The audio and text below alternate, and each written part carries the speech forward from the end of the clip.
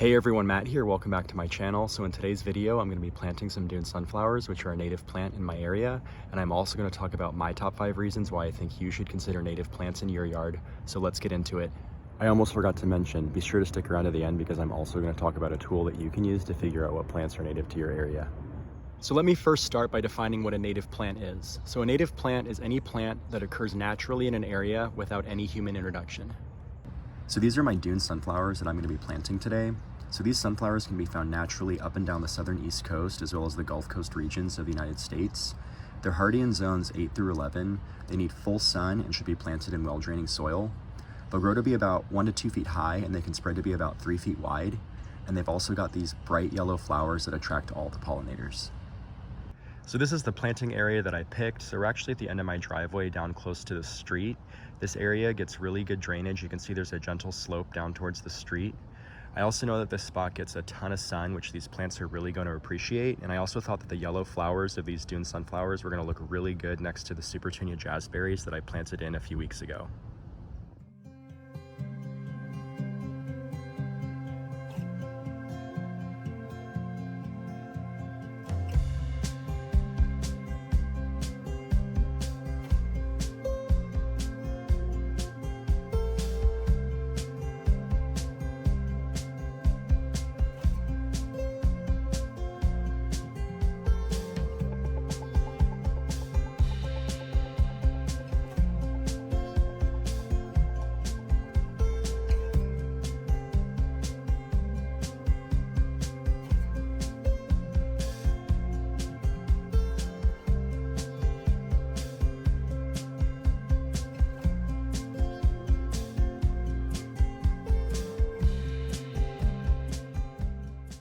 So you may have noticed that I didn't amend the soil with a granular fertilizer like I typically do when I plant new plants. So I did this on purpose, and I'll get into the reason why later in this video when I discuss the benefits of planting native plants in your yard. So those Dune sunflowers are going to make a great addition to all the native plants that I already have in my front yard. So earlier this summer, I actually redid my entire front yard, and I planted up my garden with about 75% native plants.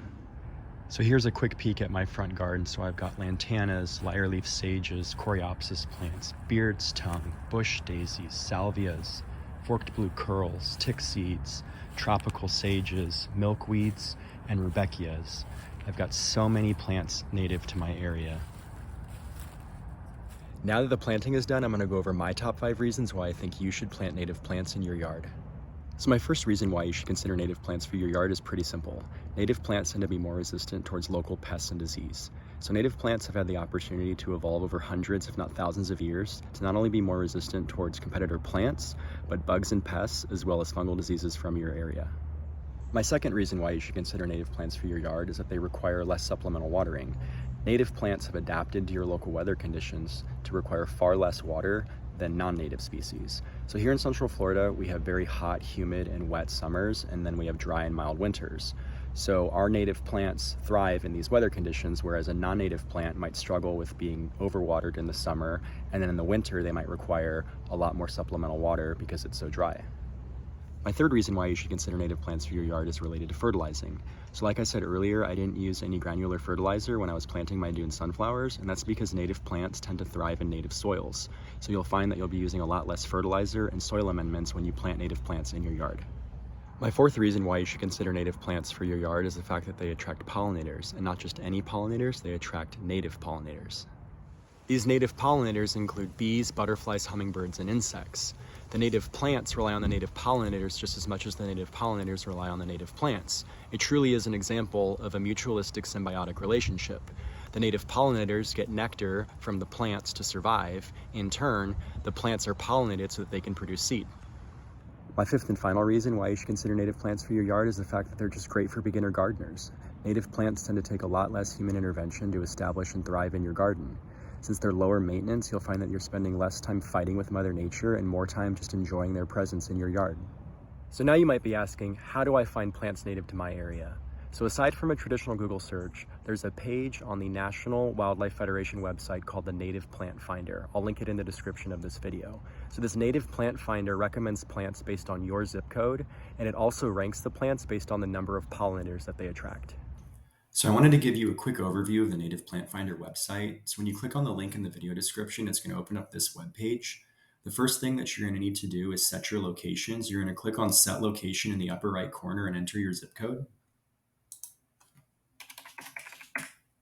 Next, you're going to click on Find Native Plants. So this page opens up and it's categorized into two sections. We have flowers and grasses at the top and then trees and shrubs at the bottom. So these are all the plants native to the zip code that I entered. So we're going to click here where it says View All in the Flowers and Grasses section. So you can see there are a ton of plants to choose from. There's actually a total of 13 pages of plants.